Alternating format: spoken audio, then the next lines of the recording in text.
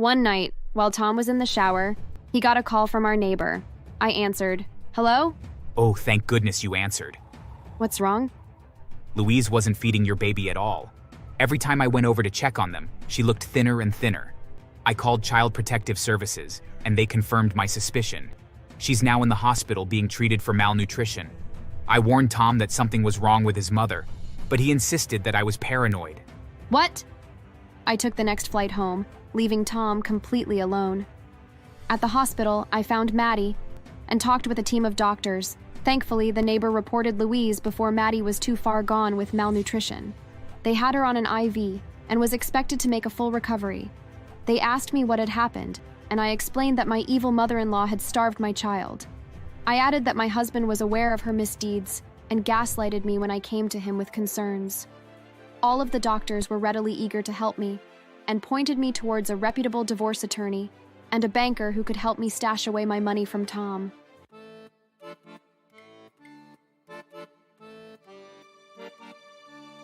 You know how you have doubts about something or someone and you just ignore them? I had my doubts about marrying my husband, Tom. More specifically, I had doubts about Louise, his mother. Tom and Lucy had a very weird relationship where he would do everything she said. It was like she wasn't just his mother, but his wife too. She picked out his clothes, made his bed every day, and cooked for him breakfast, lunch, and dinner.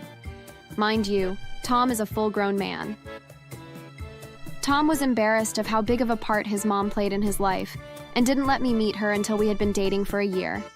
When she met me, Tom explained to her that we were planning on getting married.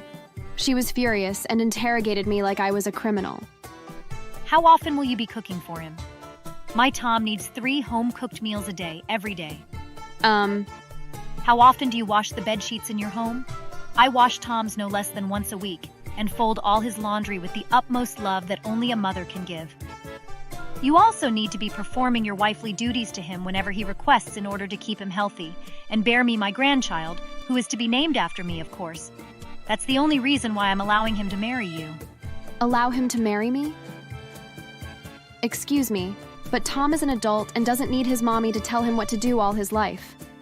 Not only that, but everything you're saying is so backwards and outdated. What you're describing sounds like a terribly sexist and unbalanced marriage that I would never want to be part of. I talked to Tom about the concerns that I had about his mother, and he totally understood. He explained that since his father walked out on them, he and his mother shared a very strong bond. He promised that it wouldn't be an issue in our marriage, and he would be on his best behavior in protecting me from her, as well as explaining that her behavior was unacceptable. I believed that he loved me enough to try to work it out, and agreed to marry him. After our wedding, Louise became a jealous monster. She was jealous and taking the son away from her. She called us every day of our honeymoon and tried to convince Tom that she was deathly ill and needed him to come back to her house immediately. Luckily, Tom was able to see through his mother's lies.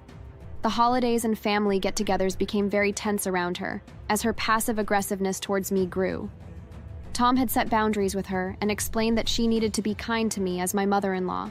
But instead, this just made her more underhanded in her ways of getting back at me. She would take money from my purse, buy me clothes that were too small and call me fat, siphon gas from my car, hide my shoes whenever we'd visit, or only serve food that I was allergic to. Whenever I told Tom about it, he would ask her and she would deny it. Mom, did you put hair in Alexandra's food? Of course not, dear. I was even wearing a hairnet. No one else got any hair in their food. Maybe it was Alexandra's own hair that she found. Her hair seems to be falling out more than mine. My hair isn't gray. Are you sure? I see that you have some already. You age quicker than me, don't you? I tried my best to convince Tom that Louise had it out for me, and that she was purposefully making my life harder, but he defended her.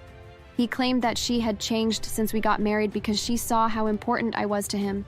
He asked that I do my best to get along with her because she was trying so hard to be amicable with me. I agreed, but kept my distance from her.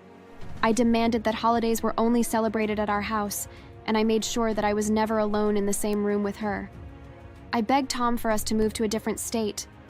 He agreed. That seemed to help for a while. Life was amazing.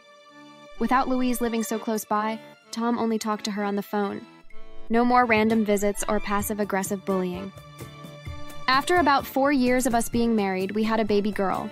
We named her Madeline, after my grandmother. I remembered that Louise had wanted to have a grandchild, and that she demanded the child be named after her. But I refused to name my daughter after a woman who had treated me so horribly. I begged Tom not to tell his mother about our daughter. "What?" he cried. "How could I not tell my mom that she has a grandchild?" Shortly after Maddie was born, Louise had a mysterious illness that made her want to be close to us. I suspected that she was once again lying to Tom, but I couldn't prove it. Tom, deeply concerned for his mother, asked her to move in with us. I was terrified for me and my daughter. Shortly, after she moved back in with us, Tom became more and more busy with work, and that left the three of us alone a lot. She was up to her usual antics of bullying me in ways she couldn't get caught, but now that Tom wasn't around, she would outright scream at me and Madeline. "How dare you not name your child after me?" she yelled. "After all I've done for the two of you over the years, only I know how to take care of Tom."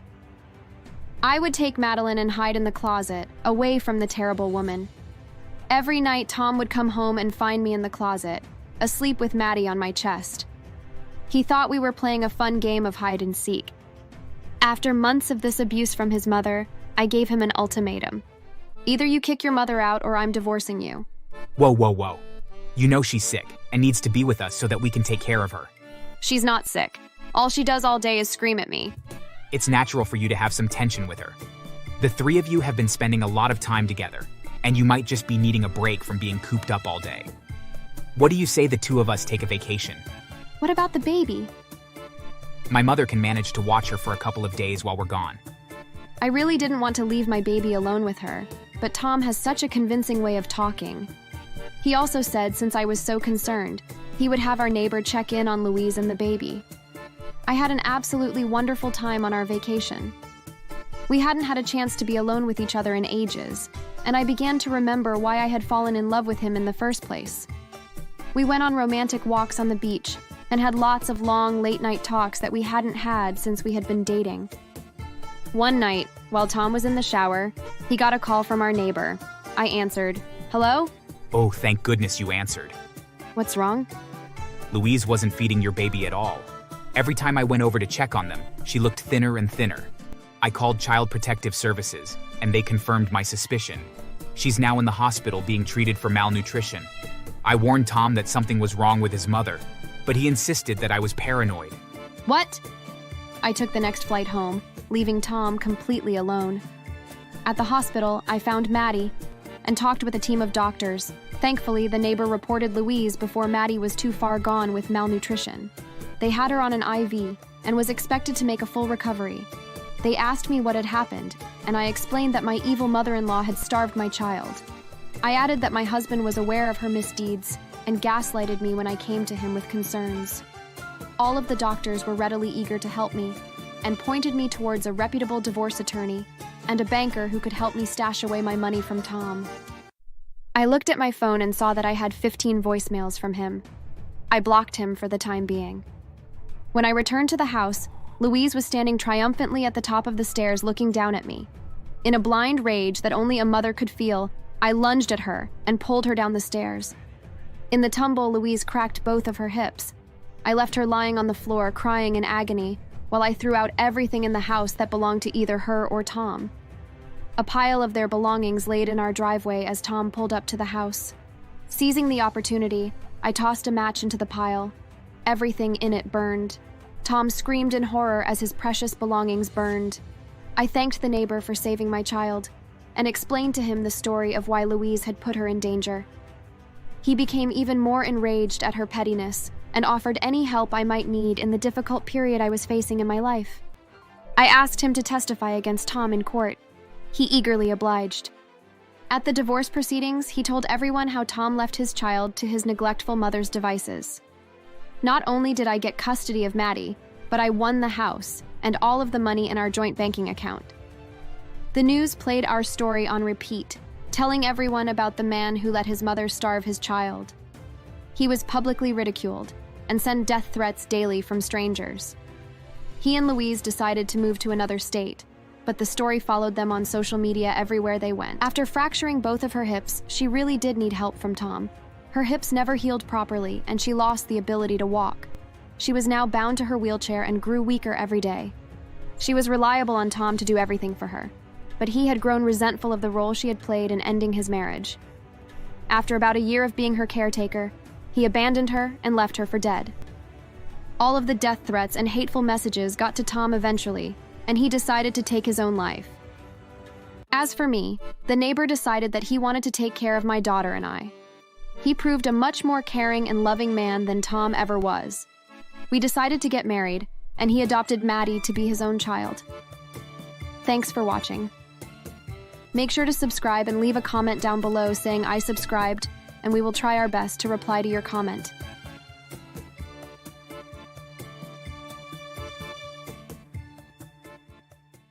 My brother didn't seem to be listening.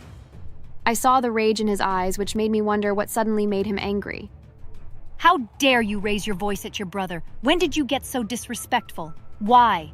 Is it because of that stupid job? Is that why you think you can now speak to him without manners? I was shocked to hear her say that.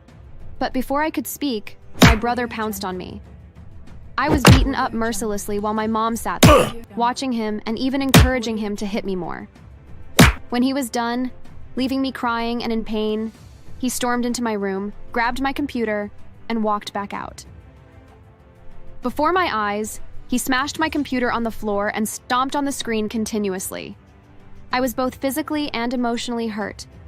He dared me to continue the job and promised to do even more if I did. Both him and my mother left me on the floor, writhing in pain.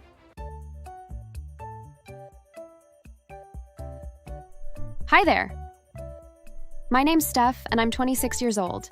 I lived with my mom and elder brother until I was kicked out at age 23 because they hated that I was working from home. My father passed away during my junior school years. He was my best friend and the only one I could be completely honest with. My mom and I were never close with each other. She loved my brother more than me and never hesitated to show it. My brother was born just 1 year and 6 months before me, but my mom made me respect him as though he was 10 years older. I wasn't complaining though. I was respectful. However, my brother wasn't. While growing up, he made me feel his hatred for me every time. He would hit me at the slightest provocation, and of course, my mom would support him. It was unfortunate that no one was there to help. If my dad was alive, he wouldn't have done that to me. Not only did my mom see no wrong in him always hitting and mistreating me, she also gave him complete control over my life, according to my mom. Boys are wiser, and had always wanted 2 boys, not a girl that I turned out to be. My brother and I went to the same high school, and he was always watching me. He would slap me in front of my friends if he walked past and I didn't greet him. If he ever caught me talking to a boy, he would beat up both of us and accuse me of being in a relationship with the boy. My brother was huge and intimidating, so no one could report him. At one point, everyone refused to associate with me. My friends avoided me and boys at school stopped talking to me for fear of getting beaten up by my brother. I was forced into being an introvert, despite the fact that I loved being around people and talking to them. I wasn't allowed to go to school parties or even throw birthday parties at home. I mean, even if I was allowed, there was no one who would attend. I didn't have friends anymore. Meanwhile, my brother was allowed to do whatever he wanted.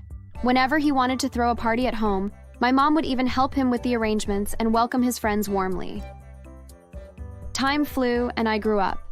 My brother and mom skipped my high school graduation and college graduation because my brother chose to have parties at home on those 2 important days of my life. But I didn't think about it. In fact, I loved that they didn't attend. I was able to speak to a few people and even get their numbers. After graduation, usually people search for jobs in physical companies, but I was forced to roam the internet for jobs when my brother refused to let me attend 2 job interviews. I was sure I would get those jobs, but I didn't have a chance because of my brother and my mom, who never saw anything wrong in his actions. Luckily, I was able to get a job online as a marketer for a well-known brand. The pay was decent, and I was sure I'd be able to make something good out of my life with it. I had no plans to let my mom and brother make me rot away in my room. I worked hard enough, but that meant spending more time in front of my computer screen. I didn't mind, though. I had no friends, so I barely had anywhere to go. Now, life would have been better if my mom and brother didn't see something bad in me spending too much time in front of my computer screen. Being in your room all day playing with your computer doesn't sit well with us. Whatever it is that you're doing, we demand you quit. I allowed everything and obeyed whatever law they created in the past. But I wasn't going to let them make me quit my job. I'm sorry, but I can't do that. I can't quit my job simply because it doesn't sit well with you both. There was no way I was going to quit. I fed myself with that job and did every other thing. My mom had stopped feeding me ever since she came to know that I was working, but she continued feeding my brother despite the fact that he also had a job. My brother further went on to emphasize that my job was stupid, and that working online was simply time wasting and not a normal job. Time wasting? How can you say that when you made me get a job online due to your strictness? You made me miss interviews for no reason. Mom doesn't feed me anymore. How do you expect me to live? Huh? My brother didn't seem to be listening. I saw the rage in his eyes, which made me wonder what suddenly made him angry. How dare you raise your voice at your brother? When did you get so disrespectful? Why? Is it because of that stupid job? Is that why you think you can now speak to him without manners? I was shocked to hear her say that. But before I could speak, my brother pounced on me. I was beaten up mercilessly while my mom sat there, watching him and even encouraging him to hit me more. When he was done, leaving me crying and in pain, he stormed into my room, grabbed my computer, and walked back out. Before my eyes, he smashed my computer on the floor and stomped on the screen continuously.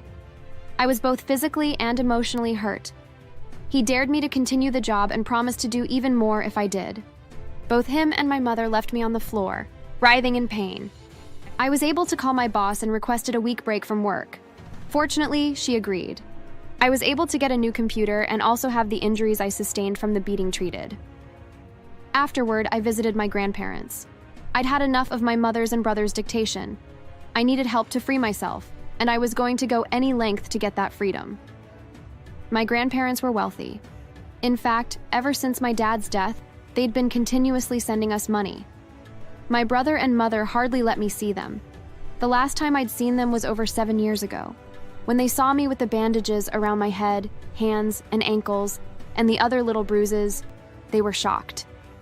In tears, I told them about how my family had been treating me since the death of my father. When they heard how my brother broke my computer, they were livid. They immediately went with me to confront my mother and brother. She's a lady. If I don't discipline her, she's gonna start living a wayward life. And who are you to say that? A seer? I'm embarrassed to even stand here to speak to you. You think hitting her is going to make her live a different life than the one you stupidly think she'd live without the maltreatment? And you let him do this to your daughter? Shouldn't mothers protect their daughters? How can you sit and watch this happen? Her brother is older than her and is wiser. I'm happy I left her in his care. I can't believe this. You're both insane. Well, me thinking they would change and respect my grandparents was just me being delusional. After my grandparents warned them against their behaviors and left, my brother and mom collectively designed my skin with fresh wounds. They both beat me up until I passed out before they left me. I was unconscious for over an hour. When I finally woke up, I was exhausted and in so much pain. I managed to grab my phone and call an ambulance after calling my grandmother. The ambulance came right before I slipped into unconsciousness again. I was at the hospital for 1 week before finally getting discharged. I had to use a wheelchair for 3 months because the injury they caused on my back was a serious one. After I got discharged, my grandparents wanted to arrest my mom and brother, but I begged them not to.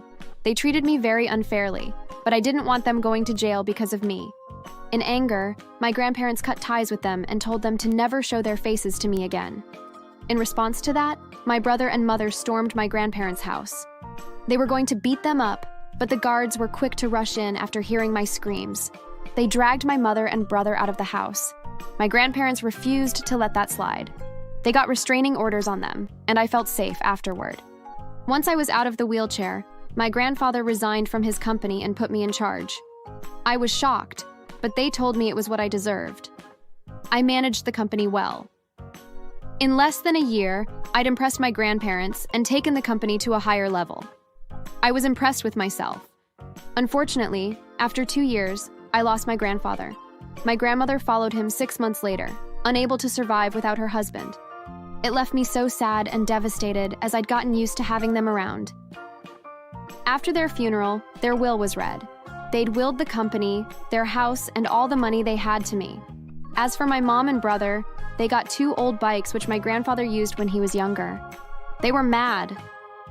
How can they do this to us? This is unfair. I won't take it. You must divide your share between yourself and your brother.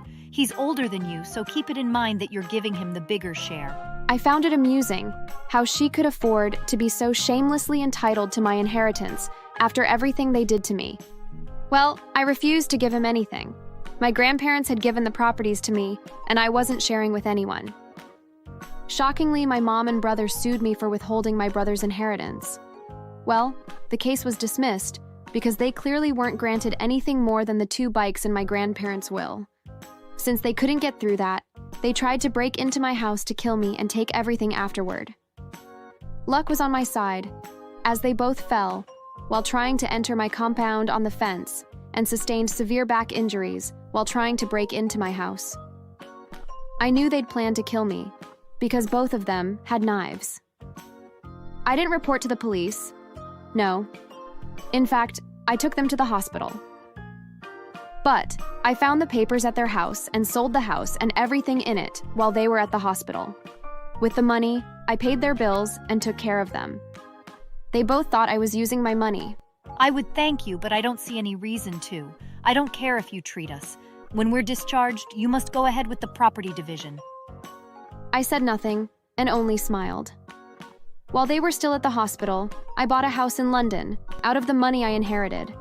I did that because I knew my brother and mother would try finding me if they got out of the hospital and realized that they didn't have a house anymore.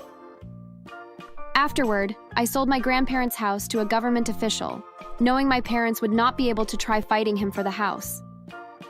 On the day they got discharged, I left the country. Oh, did I forget to say I'd also cleared their bank accounts and used the money to buy unnecessary expensive toys, which I told the hospital to give to them on their way out? That evening after they got discharged, their call came in. My brother was in tears and my brother was begging for my help. I let them know that I was behind everything and hung up before they could say anything. Afterward, I destroyed the SIM card. Imagining the shock on their faces made me burst out laughing. Honestly, I wish I'd delayed a little to at least see their reactions. Thanks for watching. Please subscribe for more stories.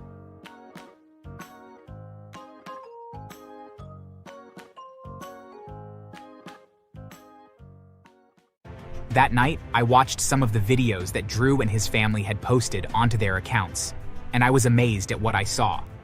Many of them showed Drew's parents doing jump scares to him, or pulling pranks where he would get tripped and fall down some stairs or worse. There were a few where Drew's parents put snakes in Drew's bed while he was sleeping and set off his alarm clock only for him to panic and try to get out of the bed and get bitten by the snakes numerous times.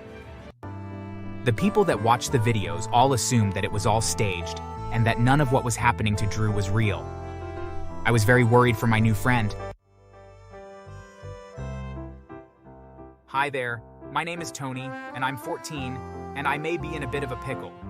It all started when our neighbors listed their house for sale. The father of the family got a job overseas, and so they had to sell their house. It didn't take long for the house to sell, though. When I saw that there was another family with a son around my age, I was hoping that there was a chance that we would have a lot in common and could maybe become good friends. I waited a few days after they moved in to give them time to settle before I went over to introduce myself. When I was sure that it would be a pretty good time, I walked over and knocked on the door and was greeted by the boy that I saw. As it turned out, his name was Drew. Hi there.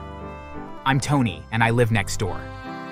I just thought I'd come over and see if you maybe wanted to hang out. I could show you around town if you like. Hi Tony, I'm Drew.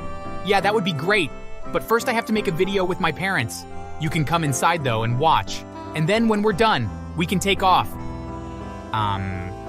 Sure. Okay. I was a little confused, but I figured that I would just go with it. Drew led me to the kitchen, where his parents were setting up some kind of food tasting. There were plates with numbers on them, and various foods that looked rather gross. Drew, who is this? This is Tony. He lives next door, and he asked if I wanted to hang out. but I told him that we needed to shoot the video first. Is it cool if he watches? Yeah, okay, I guess.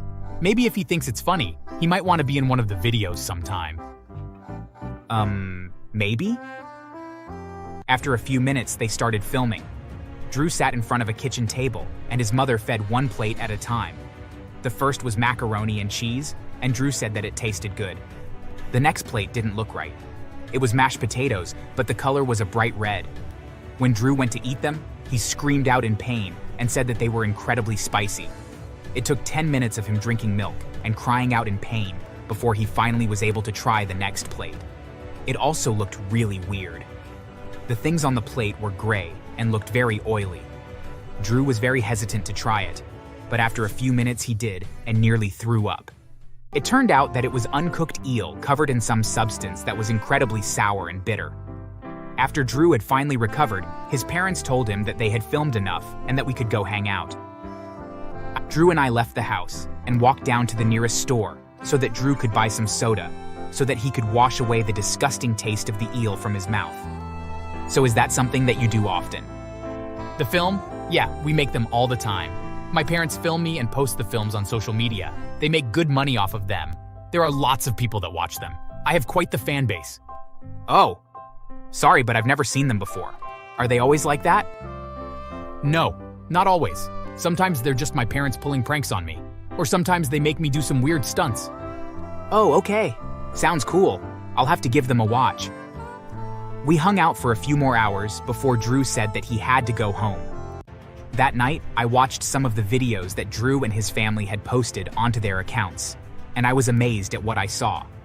Many of them showed Drew's parents doing jump scares to him, or pulling pranks where he would get tripped and fall down some stairs or worse. There were a few where Drew's parents put snakes in Drew's bed while he was sleeping and set off his alarm clock only for him to panic and try to get out of the bed and get bitten by the snakes numerous times. The people that watched the videos all assumed that it was all staged and that none of what was happening to Drew was real. I was very worried for my new friend, and so I went over and spoke with him. Hey Drew, listen, I watched the videos that your parents post online about you, and I have to say that I found them really concerning. Are you okay with doing videos like those?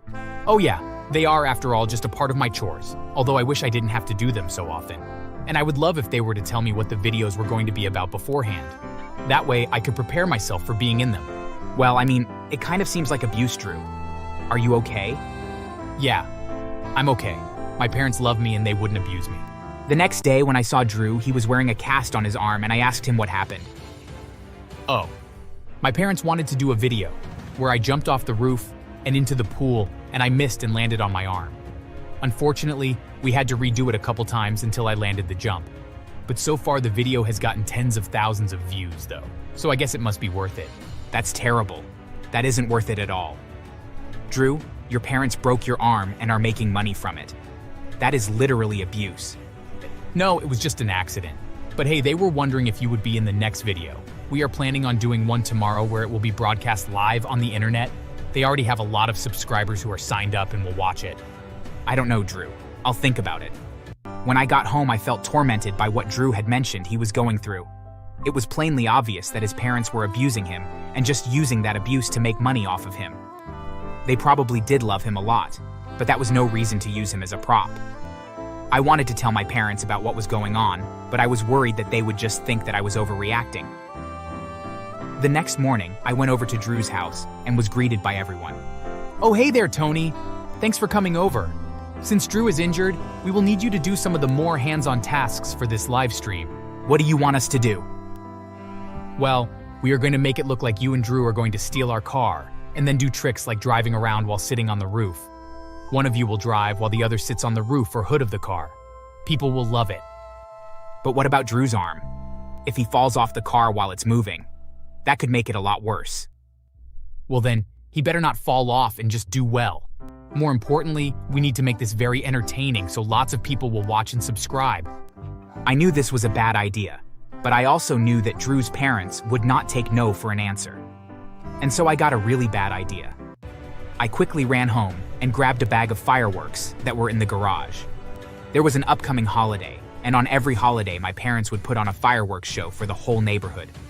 Thankfully, Drew's parents were too focused on setting the stream up and didn't notice when I put the fireworks in their car. When it came time to do the live stream, Drew and I were supposed to run up and pretend to steal the car and then start doing tricks.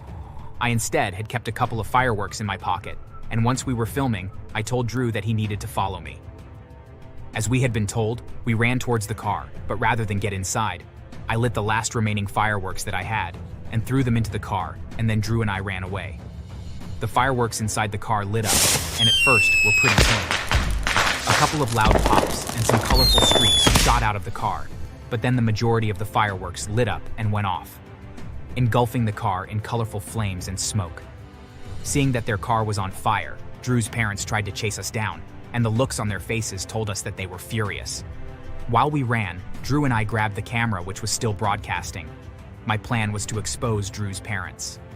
Drew and I ran towards my house and ducked inside, with his parents close on our heels.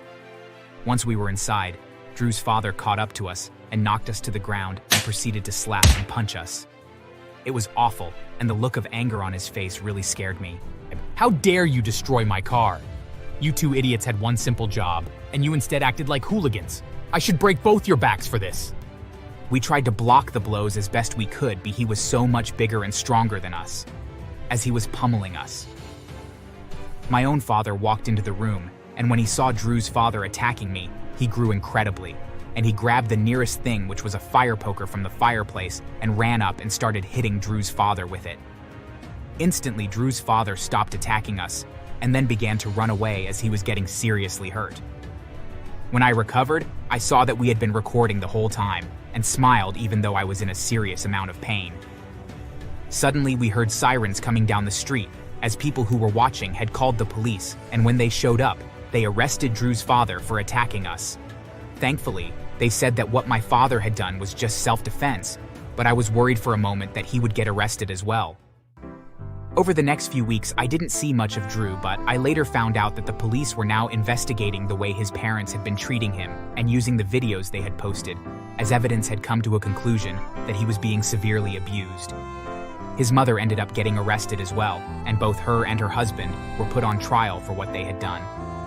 Drew's mother got 8 years for all of the abuse and neglect that Drew had experienced, but since his father had attacked both of us, he ended up getting 13 years in prison. As a result, Drew was put into the foster system, and we drifted apart for a bit. As for me, well, I was able to avoid going to juvenile hall for destroying the car, but I still had to do a lot of community service, and my parents grounded me for over a year. They knew that I had good intentions, but had gone about helping my friend in a terrible way. It's been a couple of years, though, since all this happened, and I'm happy to say, though Drew and I have reconnected, he ended up finding a great foster family that have really been a huge help for him, and have helped him heal, and are also helping to pay for him to go to college. In fact, we will be attending the same college, and I'm looking forward to hanging out with my friend once again. Thanks for watching. Please subscribe for more stories. And the next day, all of my belongings were scattered on the front lawn, and I was told that I had 10 minutes to gather up as much as I could before my father would run outside with a baseball bat, and if I was still there, he promised that he would break every bone in my body. I ran around feverishly and gathered up what I could, and then ran away.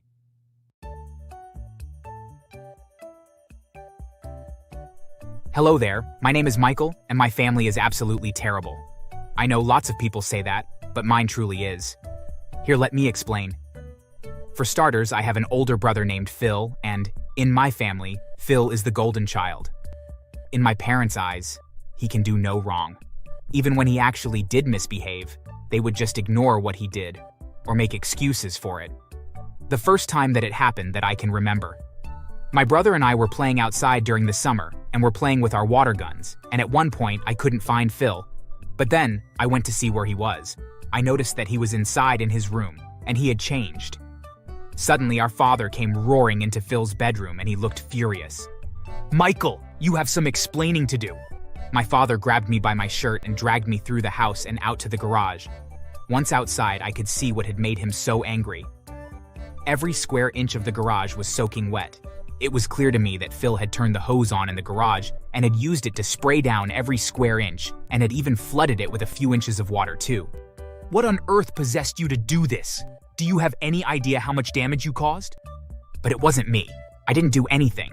It must have been Phil. Don't lie to me on top of everything. Why would Phil do this? He's a good boy and not an idiot like you. Plus, you are soaking wet and he is dry and in clean clothes. I swear I didn't do it. He must have done it and then changed. Enough with your lies. You're grounded for the next 3 months. My father then slapped me so hard that he split my lip open and caused it to bleed.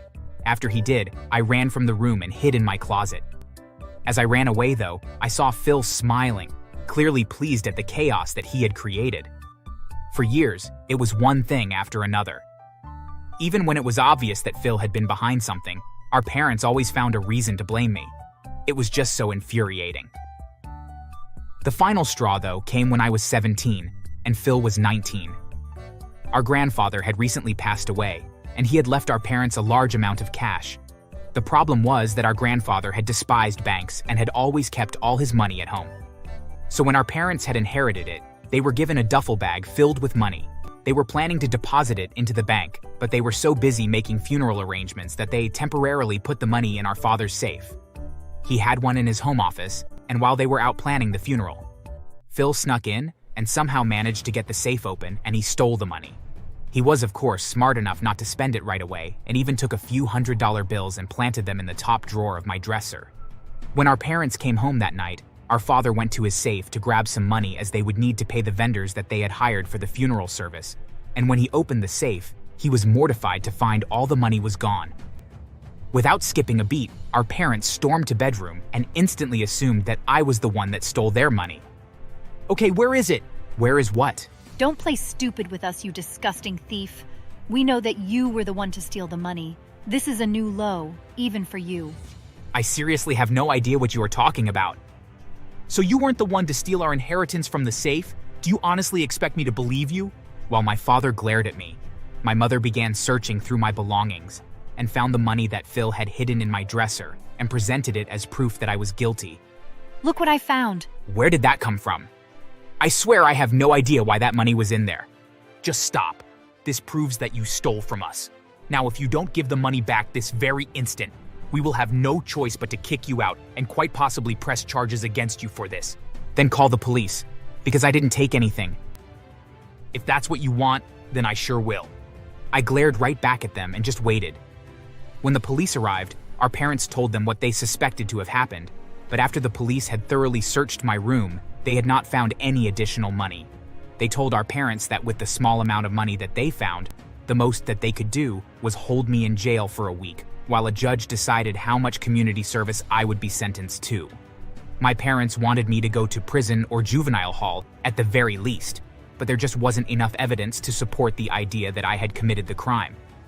They were hopping mad, and the next day, all of my belongings were scattered on the front lawn, and I was told that I had 10 minutes to gather up as much as I could before my father would run outside with a baseball bat, and if I was still there, he promised that he would break every bone in my body. I ran around feverishly and gathered up what I could, and then ran away. I was so young that I really didn't know what to do with myself. With what little money I had in my savings account, I rented a room in a very sleazy motel and got myself a job at a grocery store stocking shelves. It was incredibly scary living on my own at the age of 17, but I managed to make things work. I did live in that motel for over a year, though. It was all I could afford with the little money I was making, and it allowed me to keep going to school. The owner of the motel took pity on me and gave me food every now and then as well. Honestly, it wasn't too bad, aside from the loneliness around the holidays.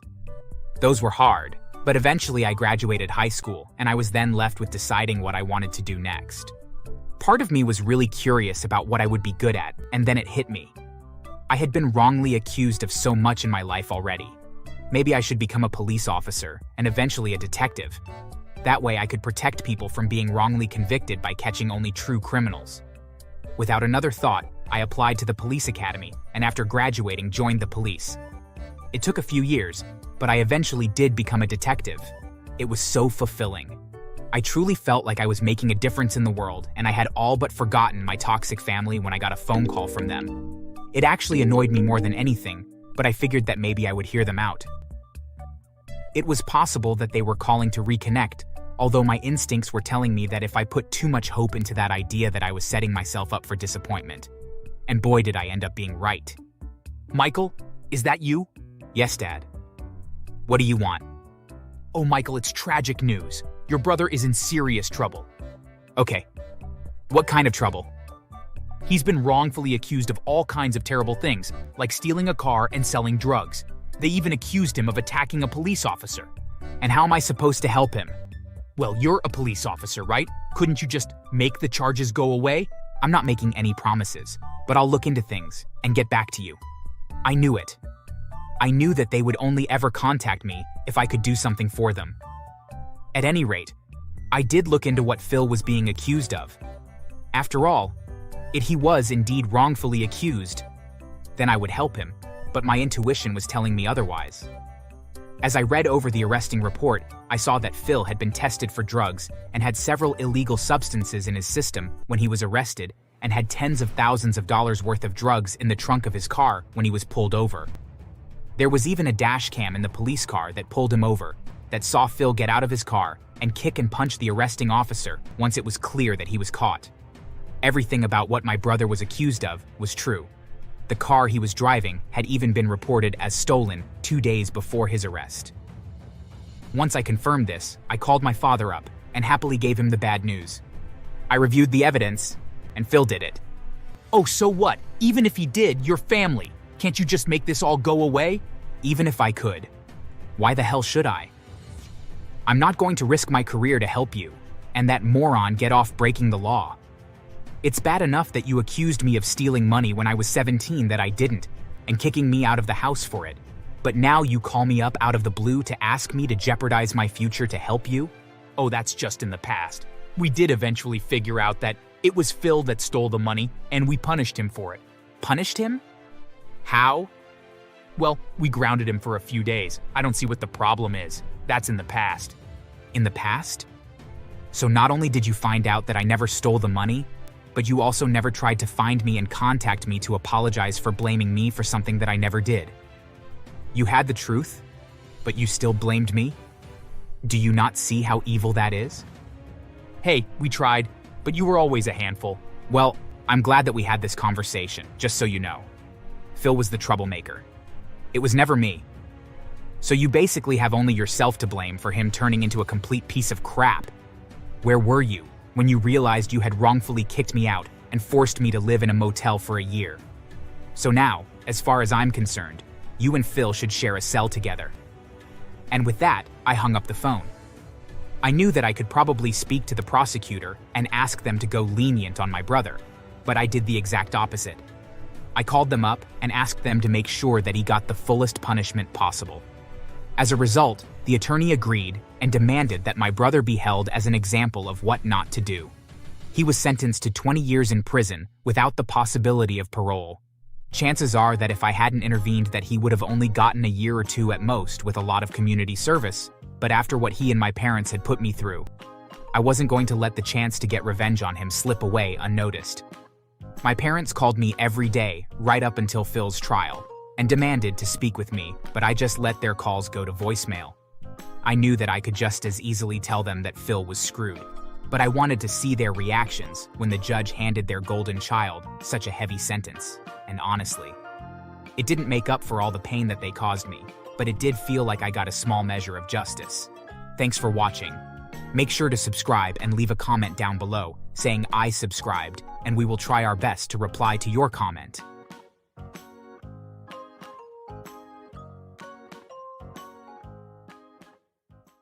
Distracted and unable to defend myself, Jenny's father then punched me a few more times before I blacked out. When I woke up, I was alone in the hospital. Apparently, the bartender had called for an ambulance, which took me to the hospital because I had a concussion. I checked my phone and found only one message on it from Jenny, asking if I was okay. I replied that I was, but was very confused why her father had attacked me, so I called her up. What is your father's problem with me? It's just Daddy's way of protecting me. He figures that if you can't fight him, then you can't protect me, and therefore you aren't good enough to date me. That's insane. Why would he think something so incredibly stupid? It's not stupid. It makes a lot of sense. If you can't stand up to him, Then how can you protect me?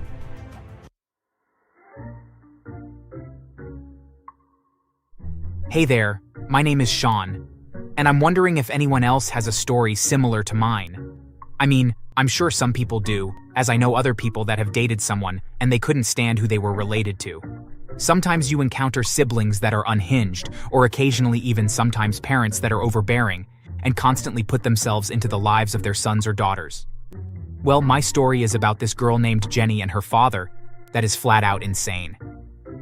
Trust me, after I tell you what happened, you're going to understand what I mean, and hopefully you'll agree with me. I met Jenny about 3 years ago in a bar one Saturday night. The music was thumping, and everyone in the bar was dancing, and it was there on the dance floor that I saw Jenny. She was gorgeous, and I knew instantly that I needed to dance with her. So I made my way over to her and asked if I could join her, and she said yes. After that, we danced all night together, and I got her number and called her the next day. That one night led to several more, and before long we were inseparable. Until one day she asked if I would be interested in meeting her father. I took it to mean that we were beginning to get very serious, and that she wanted to test to see if I passed and got her father's approval, and honestly, I was more than willing. I truly did feel strong feelings for her, and I knew that I was in love with her, and so I agreed. Our first meeting wasn't too bad, I suppose, but it set the tone for what was to come. Hey, Daddy, this is Sean, the guy that I was telling you about. Hi there. It's a pleasure to meet you, sir. Sir, are you trying to pretend to be respectful to fool me? Huh, this scrawny little piece of crap is Sean? He looks weak. What? No, I'm just being polite. I was just being nice. And I'm not scrawny at all. I doubt it. You look like a weak little kitten. Daddy, be nice. Oh, fine. I'll go easy on him, but only this once. He then punched me rather hard in the shoulder. I don't think he put all his weight behind it, but it did end up leaving quite the bruise.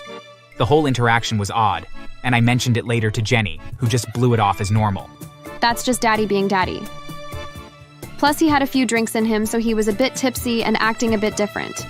So he's not always like that? Not always. Her tone didn't exactly fill me with confidence, but I had smelled alcohol on his breath, so I just accepted that she was telling the truth. That is, until 3 weeks later when I met him for the second time. I would have preferred we met him somewhere else, but Jenny told me that we would be meeting him at a bar that he liked to go to. I brought along money, hoping that maybe if I treated him to free drinks all night, that maybe that might make him like me. But by the time that we got there, he was already quite drunk. Oh great, you brought the weak little kitten. Whatever happened to George? Now he was a mountain of a man. You should have married him. He knew how to take a punch, that's for sure. A punch? Yeah, George and Daddy were kind of drinking buddies and would get into bar fights sometimes. How often would they get into bar fights? Why would that matter? Do you have a problem with that? Do you think less of me for it? Well, no, not at all. I've just never been in one before. Well, smart ass. Congratulations, because you're about to be in one.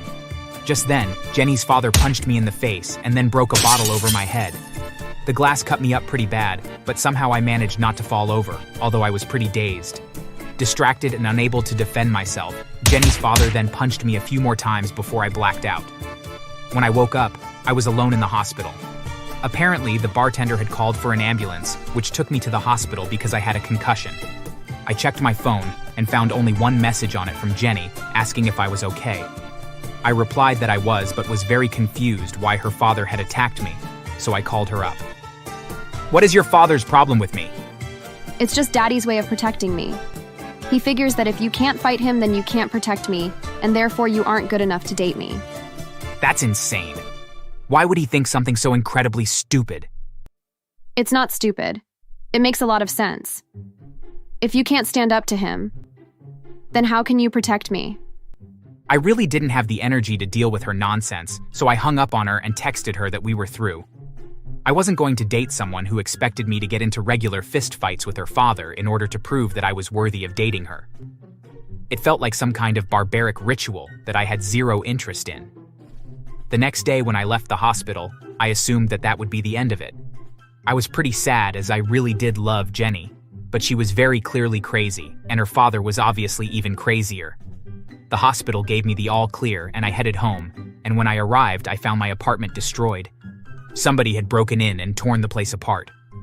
All my dishes were broken, and most of my furniture as well. The windows that faced the street were shattered. I knew instantly who did it, and I called the police to report the crime. Sadly, they didn't think they would be able to find enough evidence until I remembered that my neighbor had a doorbell camera, and when I asked them, they provided the video for that day. And sure enough, Jenny's father was seen breaking into my apartment and messing up the place. I had him dead to rights, and so I pressed charges against him, and then got about to cleaning up my place. A few hours later, Jenny called me and sounded furious. Did you call the police on my daddy? Of course I did. Your father attacked me, and while I was in the hospital, he broke into my home and wrecked the place. He caused thousands of dollars worth of damage. Well, you made him really angry when you showed that you couldn't take a punch. It's your fault. If you hadn't been such a weakling, then he would respect you and he wouldn't have trashed your place. Are you insane as well? You know what? I don't care. Goodbye, Jenny. I wish I could say that I'll miss you. And then I hung up again and blocked her number. She had finally shown herself to be just as crazy as her father, and I wanted nothing to do with either of them. I assumed that at the very least her father would be arrested soon, and I wouldn't have to worry about him much longer. And so a few weeks passed, and I got my apartment all fixed up, and I was beginning to feel a bit safe again. I hadn't spoken to either Jenny or her father since I had hung up on her. Part of me worried that I would run into them one day, but I was convinced that that day wasn't going to be for some time. And then, while walking down the road on my way to my favorite coffee shop, I spotted them walking on the opposite side of the road in the opposite direction. I tried so hard to blend into the crowd, but I heard Jenny's father scream that he saw me, and when I looked, he was staring daggers at me from across the street. I felt like a matador, and he was a giant bull, and suddenly he charged at me. I truly didn't know what to do, when suddenly a car slammed into him and sent him flying 50 feet down the road. Of course, in his rage, he hadn't looked down the road to see if any cars were coming and had ran out into traffic and was struck. In a panic, I just kept walking down the sidewalk away from the accident, completely uninterested in involving myself in all that mess. Weeks later, I found out through some mutual friends that Jenny's father had been seriously injured in the accident, and as a result, would be stuck in a wheelchair for the rest of his life, because he was paralyzed from the waist down. It also had to be an electric wheelchair, as his paralysis also greatly weakened his arms as well. The fact that he had been injured so badly did help him a bit, though. Since he was in the hospital, the police were able to track him down very easily, and they arrested him. However, the judge took pity on him and assigned him to 3 years house arrest. Having no one else to care for him, Jenny was forced to move in with him and basically be his personal chef, maid and nurse as well. I have to say, after the crap they put me through, knowing that she will spend the rest of her father's life caring for him and even helping him go to the bathroom. As for me, well, I did place restraining orders on them, but I also moved on with my life and started dating again. I just started seeing this new girl, and I have to say, although I haven't met her parents yet, the bar is pretty low, and I doubt that her father will be any worse. Thanks for subscribing. Make sure to subscribe and leave a comment down below saying I subscribed, and we will try our best to reply to your comment.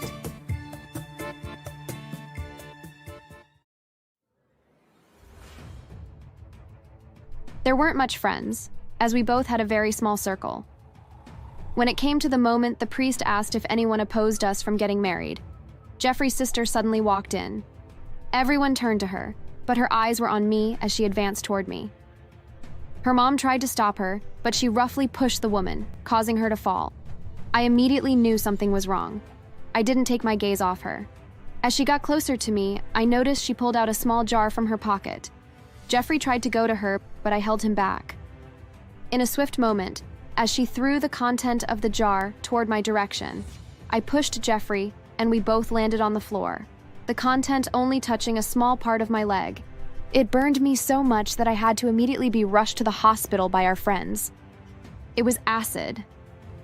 Jeffrey tried to catch her, but she was fast. She ran to a getaway car waiting for her and sped off. Unfortunately, she crashed a few minutes later into a police car. Hi, I'm Tina George. I'm 28 years old, a mother of 2, and living happily with my husband, Jeffrey. I met Jeffrey during my lowest time. I'd just lost my job, my rent was close to expiring, and I was running out of money. We first met during an interview I went for in the company where he worked as the head of the marketing department. I'd interviewed to occupy the post of a marketer, and he thought I was the best of all candidates. As you might have guessed, I was employed immediately. He did help me a lot. I became one of his best workers in less than 2 weeks, as I was very hardworking and dedicated. Somehow we extended into our private lives, and soon our friendship extended into a relationship after we both confessed our feelings to each other. By then, Jeffrey had started an online marketing company, but he didn't quit his job. Of course, I assisted him with it. We both put in equal work to push the company. Nearly 2 years later, we'd gotten to a satisfactory stage. We still continued working at the company, as we didn't want to focus on just one income stream. One day, Jeffrey told me he had a surprise for me. I love surprises, so I was elated to hear that and grew so curious as to what the surprise was. Eventually, the day came and we left together. He blindfolded me once we were close to the place. He helped me out of the car and led me into a place. When he opened my eyes, my jaw fell. In front of me stood a huge ongoing mansion. From the look of it, I could already tell it was going to be heavenly. As I turned to ask for clarification of who owned it, I met Jeffrey on one knee, holding a glittering silver ring out to me. He proposed to me. I had tears in my eyes as I accepted, and he slid the ring into my finger.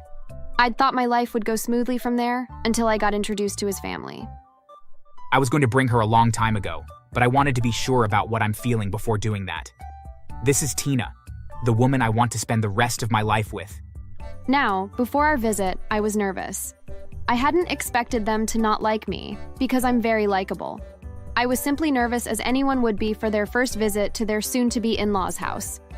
Their reaction to his words was totally unexpected. They appeared shocked, especially his father and younger sister. What about Stacy?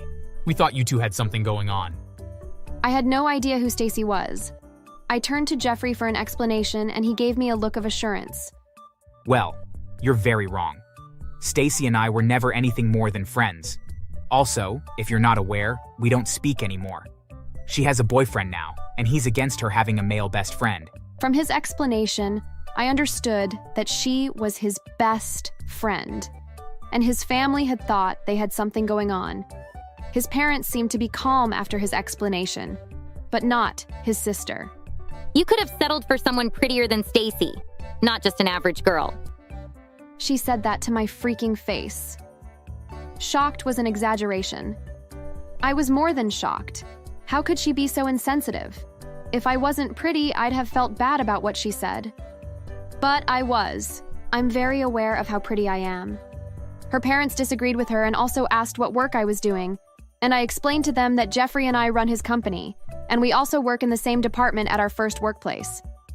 I guess you seduced my brother then. Excuse me? I mean, you both work in the same company. My brother is the head of the marketing team and also owns a company. I can understand that you're a gold digger, so you don't have to pretend. I'm not going to sit here and watch you speak to her like that. Are you crazy? What? Will you fight me because of this gold digger? I also wasn't one to sit and be insulted for doing nothing. Well, dearest, if you must know, I was the best candidate in the interview I attended at the company. Your brother and I didn't know each other then. He was immensely impressed with me. And his company? We both started it together, darling, and we're currently running it together. There's no such thing as seduction or gold digging between us, understood? Jeffrey and his parents were obviously impressed with how I stood up for myself, but I could see her eyes spitting venom at me. She was seething with anger where she sat. After then, she didn't speak again until I left, but I knew she developed a deep hatred for me since then. 2 days after we left, it was a Saturday, and I suddenly heard my doorbell ring. I wasn't expecting anyone, so I couldn't help but wonder who the visitor was. When I got to the door, I was shocked to see Jeffrey's sister. "What the hell are you doing here?" She brushed me aside without a word and walked in uninvited. I followed her, asking what she wanted. Did my brother get you this house? I found it funny and laughed. I work for my money and pay my bills myself. I rented this apartment with my money, okay? Oh, you liar! I wonder what my brother saw in a stupid gold digger like you. Seriously, what's your deal with me? Why do you hate me? I hate you because I know you're only here for my brother's money. People like you will only make him forget his family. If you refuse to leave my brother, then I'm going to make him leave you. Gold digger. I immediately called Jeffrey and told him about his sister's visit and threats. He apologized and promised to reprimand her. I guess he did because the next day, she was at my house, fuming. You'll hate yourself by the time I'm done with you, Tina. Mark my words, I won't allow you to destroy our family. Since you started dating my brother, he doesn't give me money like he used to. You will regret being with him, trust me. I tried to explain to her that I had no such intention, but she refused to listen and stormed out. Once when I had a meeting with a man who Jeffrey and I wanted to convince to invest in our company, Tina followed me. Of course, without my knowledge, I'd just gotten home after the meeting when I got a call from Jeffrey. He was laughing so much that I was confused about what was happening. Eventually, he explained to me that someone had caught Tina taking pictures of us and sent him the picture. Even more, Tina also sent him the pictures and told him I was cheating on him. Jeffrey video called her and put me on the call. We embarrassed her so much that she left in so much anger and teary eyes. I'd thought the embarrassment would finally make her stop, but it didn't. 2 weeks later, she stormed my house with her friends. What are you all doing here? We're here to destroy you before you destroy our friend's family. They pounced on me and began hitting me. I couldn't fight back because there were over 5 girls. By the time they were done, I was badly injured. I only managed to call Jeffrey before I fainted. He quickly rushed over and took me to the hospital. When I told him and his parents about their daughter being behind it, they were livid. Her father promised to teach her a bitter lesson, and Jeffrey was about to involve the police. But I stopped them. I was going to speak to her myself and explain to her that I loved her brother and wasn't after his money nor trying to destroy their family. However, she never showed up. No one saw her after what she did to me. She knows she was wrong, and that's why she ran away. We decided to leave her to herself. According to her parents, she'd caused problems for them since she was little, and they were tired already. They were even happy that she ran away. Our wedding preparation started. Throughout the 1 month we used in setting up everything, including where we'd have our honeymoon, Jeffrey's sister didn't show up. Eventually, 2 months later, it was finally our wedding day. There weren't much friends, as we both had a very small circle. When it came to the moment, the priest asked if anyone opposed us from getting married. Jeffrey's sister suddenly walked in. Everyone turned to her, but her eyes were on me as she advanced toward me. Her mom tried to stop her, but she roughly pushed the woman, causing her to fall. I immediately knew something was wrong. I didn't take my gaze off her. As she got closer to me, I noticed she pulled out a small jar from her pocket. Jeffrey tried to go to her, but I held him back. In a swift moment, as she threw the content of the jar toward my direction, I pushed Jeffrey, and we both landed on the floor, the content only touching a small part of my leg. It burned me so much that I had to immediately be rushed to the hospital by our friends. It was acid. Jeffrey tried to catch her, but she was fast. She ran to a getaway car waiting for her and sped off. Unfortunately, she crashed a few minutes later into a police car. She and her friends were immediately arrested, while I got treated. My wedding was ruined because of her. At the station, she tried to deny doing anything, but the priest told them the church had a CCTV camera. The footage was checked, and that served as evidence. While I was still at the hospital, Jeffrey retrieved the footage from when she brought her friends to my house to beat me up and presented it to the cops. Unknown to me, he also took pictures of me at the hospital after the assault. He gave that too to the police. The pictures of me and our client, which she sent to him, he also presented it to them and told them she'd been stalking me. There were too many accusations against her. She was immediately charged to court. I begged Jeffrey to withdraw the case, since she was his sister, but he refused. She's my sister, but you're my wife. The woman I'm going to spend the rest of my life with. The one who's going to give me children. I treasure you so much and would never let anyone harm you, no matter who it is. I tried to talk to his parents too, but they also refused. According to them, I'd become a part of their family, and they'd protect me the same way they'd protect their biological child. They needed her to be taught a lesson, as she'd troubled them too much. Eventually, she was sentenced to jail to serve a 3-year term for physical abuse and attempted murder. She was targeting my face with the acid. She was also found with a lighter, which meant she also planned to set me on fire. I was shocked. Her friends were charged and got 2 years each. After I was discharged from the hospital, we had our wedding again. I did visit her once, and she didn't seem remorseful. In fact, she boldly told me she still hated me and would repeat her actions if she had a chance. Well, hearing that made me extremely pissed off. To pacify myself, I paid some of the wardens to get other prisoners to torture her for 2 weeks. On my next visit, she had bruises all over her body, left cheek and right eye swollen, and had to limp while walking. I couldn't hold my laughter. Before leaving, I paid for another round of torture. I didn't go too far, did I?